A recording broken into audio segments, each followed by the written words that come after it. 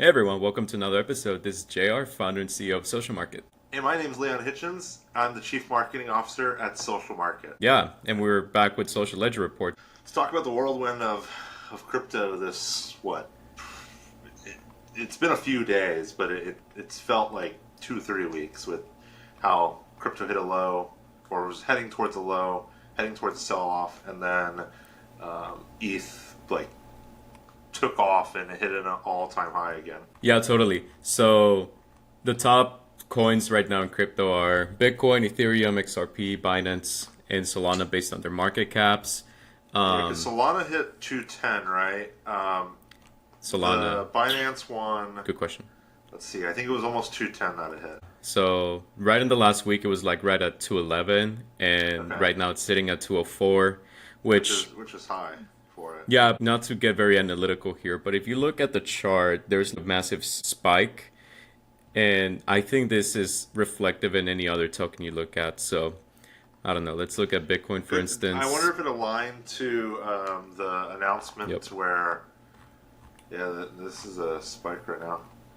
Yeah, it went up for a bit. It was at 117, and then it today. I think it's looking at today or something. But yeah, No, I think we had the rumors of market rate cuts. You know, the tariffs are being not as destructive as most economists thought. Like, everything's looking in the right direction. Trump is also aligning a lot of legislation around crypto. He's making sure that investments are happening. He's making sure that the SEC is settling all these cases. So I don't know if we're going to see like a crypto type winter. This could all turn into a giant bubble and Trump exits office and we run into a brick wall and, you know, it turns into a train wreck. But I'm kind of hopeful. you know, even after Trump leaves, for better or worse, I'm hoping that the crypto markets kind of just become the real winners. There's a lot of things that he's doing, and him and Doge and Elon have been doing that affects other people's livelihood. But if anything, I think the real winners here are going to be the crypto markets and possibly the corporations as well. Even if we have someone that isn't super pro crypto after Trump, I think, given the legislation that's been taking place with like the Genius Act and then the Clarity Act, I think the goal would be to keep the momentum going for developers and businesses trying to actually improve the financial systems as we know it, because that's kind of like the efforts everyone has been doing by kind of getting Trump and our representatives to be aligned with crypto, like the Stand with Crypto organization that was kind of created by Coinbase. So yeah. Just thinking of Coinbase and then also talking about Brian Armstrong, like there's still a lot of people that believe Bitcoin could be much, much higher. Like, I know this is just a Totally. salacious claim, but Brian Armstrong says it could be $1 million by 2030. I think that probably is too much because I don't know if it's going to skyrocket that quickly over the next couple of years, but I could see it at 300 to 500 very easily by 2030. It's very possible. I think what would drive the demand is just having all these regulations passing that kind of facilitate people to not only trust crypto more, but also to use it.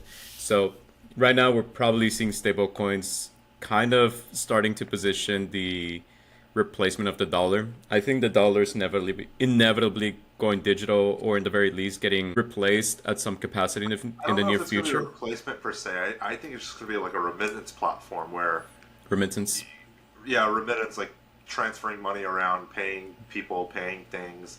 I think Yeah. USDC will be kind of some sort of like one at the bank, like Bank of America, wrapped stable coin. Like I feel like every bank's going to pop up with stable coins, so you can say and transfer $1,000 all the way to Wells Fargo, have it converted to theirs, and then still spend it as like USD. I think it's just going to be more institutions that hold USD, but also there's just like a premise of cash is like baked into our society. I don't think it should go anywhere just because crypto is taking over. I think there should be some sort of cash system.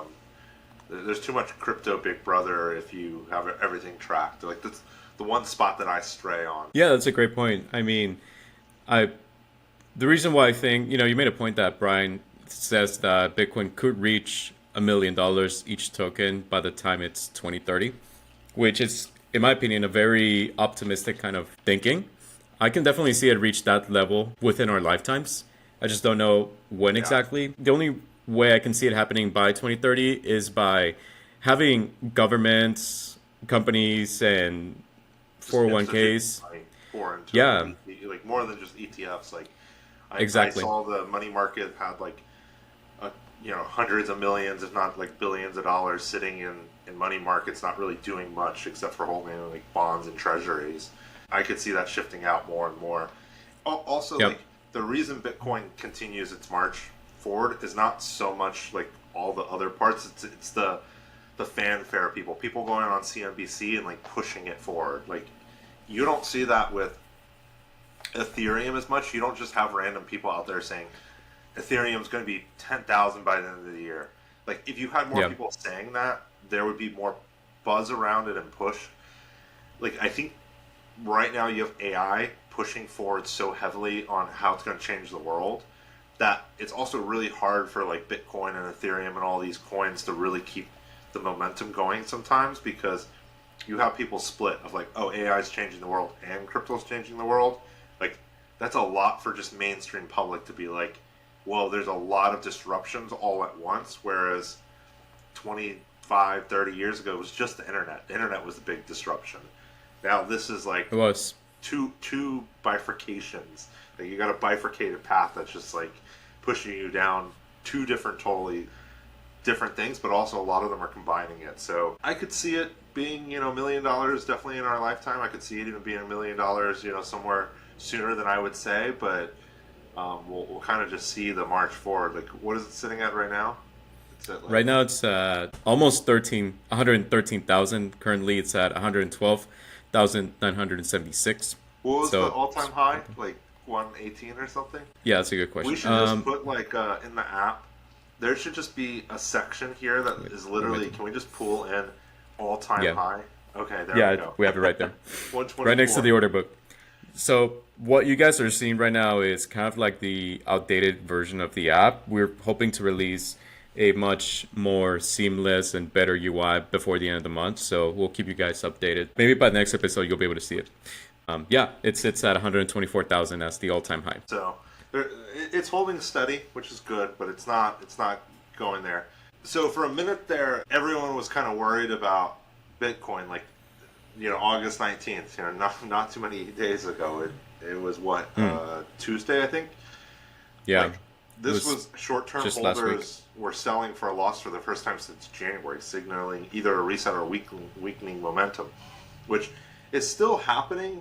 Sitting at 112, but it's still like showing strong momentum in a lot of ways. Like I know a lot of people are talking and just chit-chatting. I think with the AI, love it. Love that. But like, there's still so much money that's just sitting in the sidelines right now. I think if Ethereum can keep pushing, like everyone's talking about $10,000 by the end of the year, 15K would be amazing. If it can keep pushing, it would help push all the altcoins. Like we'd actually have an altcoin season, but we need Bitcoin to hold on to make sure like it keeps moving. Trump is like, everything he says out there is about making the United States the strongest place for crypto, making us a leader in crypto. And all of that's going to keep driving the price up. Plus, as electricity gets more expensive and proof of work and all of that gets harder and harder, these coins are just going to keep getting more expensive. So there's just inherent growth in it. I agree. The other thing is America, and not to again be political, but America is just kind of like the best place in the world for creating innovative things, for doing new things, bringing new technologies that the rest of the world can use.